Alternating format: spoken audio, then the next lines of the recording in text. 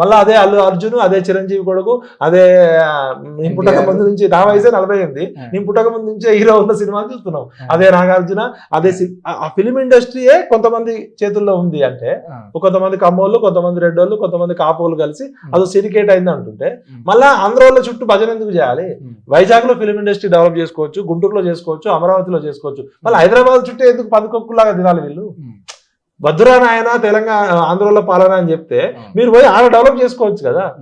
ఆంధ్రప్రదేశ్ లో రాయలసీమ ఉంది, అక్కడ కల్చర్ ఉంది, అక్కడ కల్చర్ డెవలప్ చేసుకోకుండా మా హైదరాబాద్ మీద పడి ఎందుకు పిక్క తింటున్నారు? సరే వాళ్ళకంటే దిక్కు లేక పిక్క తింటున్నారు అనుకుందాం. మరి మీకేమైంది? తెలంగాణ వాళ్ళు మీరెందుకు డెవలప్ చేసుకోరు?